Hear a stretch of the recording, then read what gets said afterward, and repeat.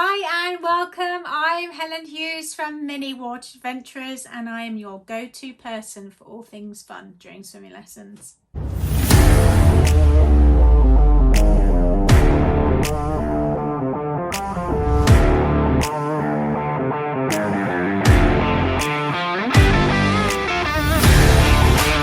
So I have one of my favourite themes that I'm going to go through today, but songs. Why are songs really important during swimming lessons, and why do we or would we incorporate them in our lessons? Well, there are so many benefits. In fact, there's lots of different ways that you can incorporate songs within your lessons. All those years ago when I used to teach, I used to hate singing. In fact, I used to not enjoy, or I never used to pick up any type of parent and toddler classes because I knew I'd probably have to sing. I would hear them all singing and I'd hear the teacher getting involved and, getting really into it. And I was thinking, oh my goodness, I don't think I could do that. And so I carried on and I pretty much stayed with the older children for a number of different years. Now, when I opened up my swim school in Florida nearly 10 years ago, and well, longer than that, because I've been home here in the UK nearly 10 years, but so gosh, that's many moons ago. But when I opened up my swim school in Florida, I was trying new things. I wanted to carry on with my swimming. I wanted to set up my own swim school. How exciting would that be within Florida? And so I did. But I was doing so much research. And I was just fascinated with it all. And I transitioned from absolutely not disliking or hating, because I don't like the word hate because it's a very strong word, but feeling uncomfortable, let's just say that. I felt uncomfortable doing parent and toddler, to being my absolute favourite. And to this day, I just can't wait to do swimming lessons with my parents and toddlers. Toddlers and preschoolers, I would say, are my most favourite. I love it, and I never get tired or bored of that age group. Not to say that I don't love babies. I absolutely adore babies as well, and I love working with the older children and the high abilities, and of course adults. But if I had a choice to do it every day, this is the age group I would do. So the reason why I probably didn't like using songs was because of having to remember them. It was why would I do it? When do I do it? So how I incorporate songs in my lessons is I start off with a welcome song. So I always start my lessons with a welcome song, and it's the same song that I do every week and every lesson for that age group. I only do it for parent and toddler. I don't do it for preschool, so it's only parent and toddlers and parent and baby lessons that I would do my welcome song. Then we do our warm-up activity, whatever it is, and then about halfway through, just to get them back into, I tend to have them go off and do something individually, and then we come back and do our group sort of activity, which is generally an action song, which then is a little bit of an extension to that warm-up. We're getting them in. Initially they sort of swim around to see what activities, sort of what props and things that we've got set up, what the theme will be. So this is a great way then to bring them back and get them moving and getting them into that sort of groove as to what we're going to be doing throughout the lesson. So I have a number of different things, I have two songs that I'm going to go through with you with one of my favourite themes of penguin. It's World Penguin Day coming up soon, but of course this is great for winter time and any time really if you love penguins. It doesn't matter whether it's winter or not. So anyway, we're in the mid of spring here in the UK and we're going to be talking about penguins, but that's all right. So we do an action song, and then I tend to then do songs when they're on their backs as well. And the reason why I do that is because not only do they like holding on to things, and we're trying to do some type of distraction technique, especially for those that really don't like being on their backs.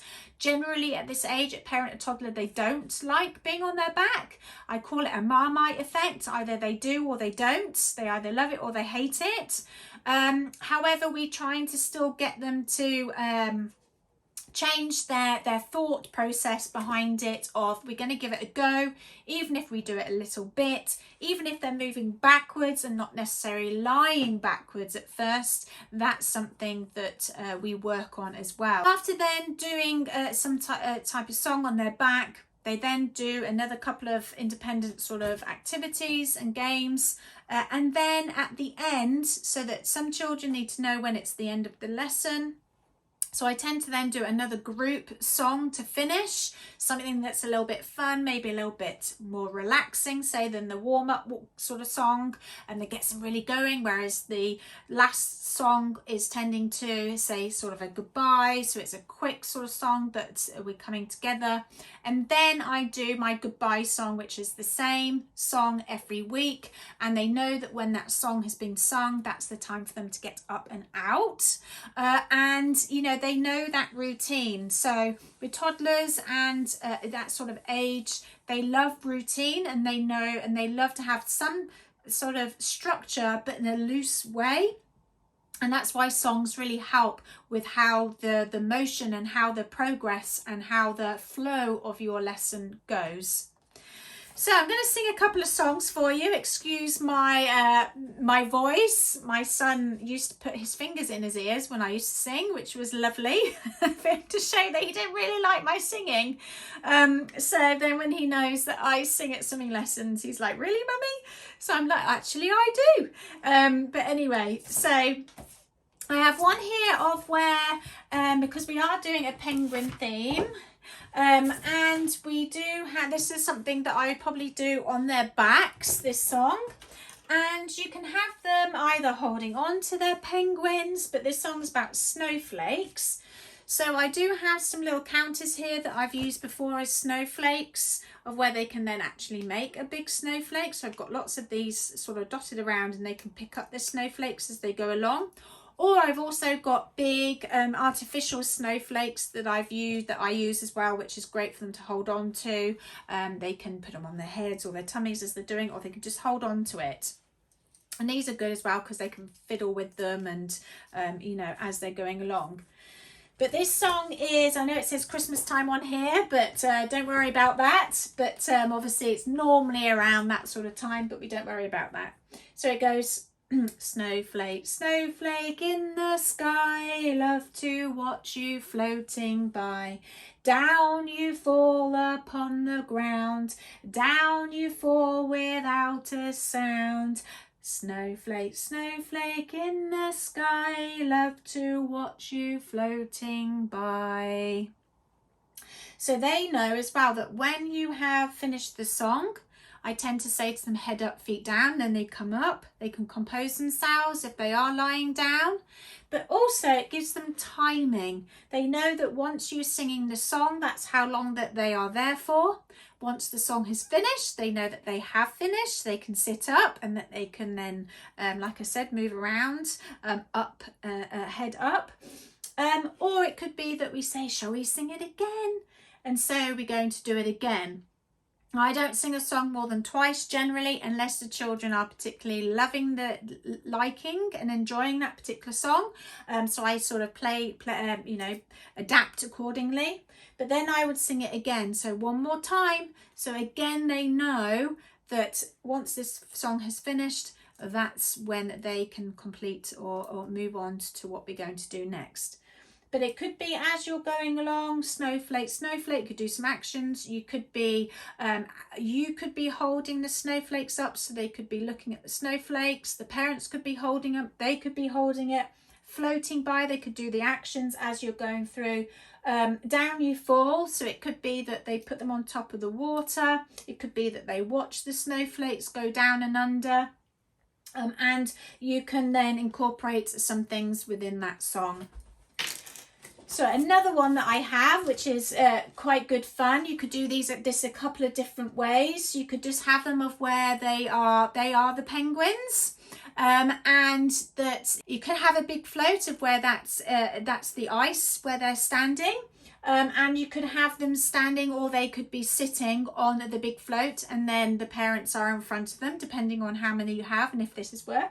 Or you could have them sitting on the side, or you can have them standing on the side doing this. So a couple of different ways, therefore you could do this. So 5, or you could put in however many penguins, however many children there are, you could then do it that way, so that they each then have a go at going down and under.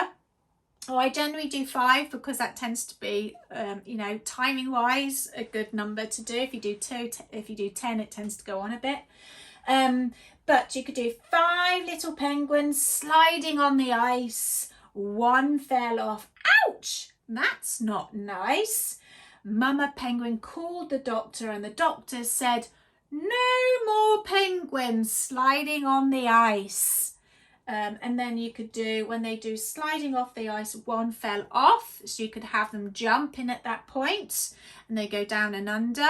And then as they're getting back up and on the noodle, you could say, Mama called the doctor, and the doctor said, and then that gives them you finishing it off as they're getting up and out. So either on the, and then it could be that if they're holding on to the child and you're going down and under together, you could do 5 little penguins, so they're looking at each other in their eyes, sliding off the ice. And it could be that if the parents aren't saying this, you are, so that if they can't remember it, that's absolutely fine. Even though you've got this to the side, you can say it so that you're helping them with doing that, the timing of what that activity is, what you're doing. And then Mama called the doctor. So then you do 4 little penguins sliding off the ice, 1 fell off, and so on, all the way down to 1 little penguin sliding on the ice. She or he fell off. Ouch! That's not nice. Mama Penguin called the doctor, and the doctor said, tell those penguins off the ice. And then that's when you finish the song. So you could also incorporate that they have to then go and collect the penguins. So it could be 5 little penguins, so they jump in, and then they then, as you're saying the poem or the song, they could go off and collect the penguin, bring it back, so that in the end they've got 5 penguins. Or it could be that, you know, you just do it as a quick activity or a quick song at the end of where you're maybe doing their safety skills. One way you can incorporate that way. So, but my favourite theme is using penguins. I'm going to do a different video with this, but you've got their beaks as well. You're going to go and get the eyes that I've got. Then penguin is hungry, so you've got fishing rods, and you've got fish where you go and collect the fish. Then you're going to build a house for the penguins, so you're going to get snow and ice cubes. So we've got ice cubes and the ice tray of where they're going to collect the ice cubes to be able to then build their house and igloo for the penguin.